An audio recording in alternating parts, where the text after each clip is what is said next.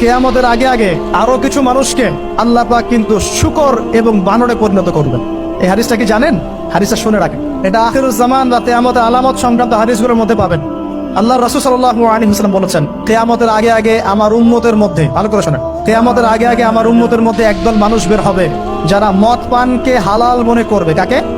মদ পান করাকে হালাল মনে করবে। যারা বাদ্যযন্ত্র, গায়িকা, নায়িকা এগুলো নিয়ে নর্তকী নাচাবে রাতের বেলা, এগুলোকে হালাল মনে করবে।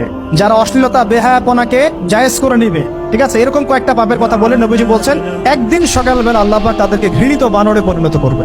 এটা হবে সামনে, কখন কিভাবে হবে আল্লাহ ভালো জানেন। এবার আমি কনসেপ্টে চলে আসি। এই যে পৃথিবীতে নেমে আসলাম, তাহলে আমরা কোত্থেকে আসছি ভাই? আমরা কি পৃথিবীর অধিবাসী ছিলাম?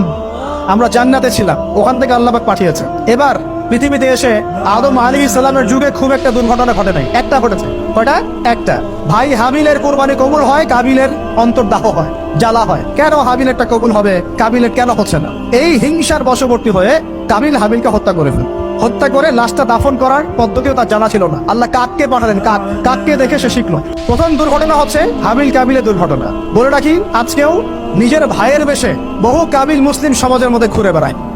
নিজের ভাইয়ের লেবাসে, পোশাকে, সুরতেই বহু কাবিল এখনো কিন্তু মুসলিম সমাজে ঘুরে বেড়ায়। তো আমরা কাবিলদেরকে কাবিলের পরিণতি সম্পর্কে সচেতন করতে চাই। হাবিল বলেছিল, তুমি যদি আমাকে মারতে আসো, আমি তোমাকে মারার জন্য হাত বাড়াবো না। হাবিল জান্নাতে যাবে আর কাবিল জাহান্নামে যাবে। কেন কাবিল জাহান্নামে যাবে? নবীজি বলেছেন, পৃথিবীর প্রথম হত্যাকাণ্ড সংগঠিত করেছে কাবিল। এই কারণে পৃথিবীতে যত খুন হবে, সমস্ত খুনের পাপের একটা অংশ কাবিলের আমলনামায় যোগ করা হবে। বলে নাউজুবিল্লাহ। একটা কথা মনে রাখবেন, সদকায়ে জারিয়া যেমন আছে, গুনাহে জারিয়াও আছে।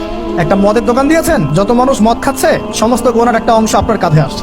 সিনেমা হল করেছেন, মানুষ সারাদিন নেকটা ছবি দেখে, নগ্ন ছবি দেখে, যত মানুষ এখানে পাপ করবে, সমস্ত পাপের একটা অংশ আপনার কাঁধে যাও।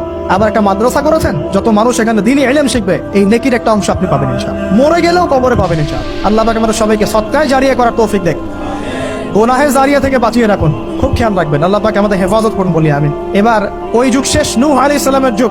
এই যুগে আল্লাহর একই সুন্নত, নূহ আলাইহিস সালাম 950 বছর দাওয়াত দিলেন, 40টা বা 80টা পরিবার ইসলাম কবুল করেছে, বাকিরা করে নাই। যারা করে নাই আল্লাহ পাক তাদেরকে ডুবিয়ে মারলেন, যারা করেছে আল্লাহ পাক উদ্ধার করলেন। সোজা কথা।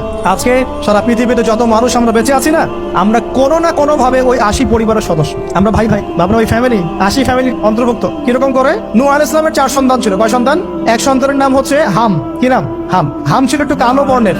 হামকে দিয়ে আফ্রিকার কন্টিনেন্টে যত মানুষ দেখছেন ব্ল্যাক স্কিনের, কালো স্কিন, এরা সবাই হামের বংশধর। মজা না বিষয়টা?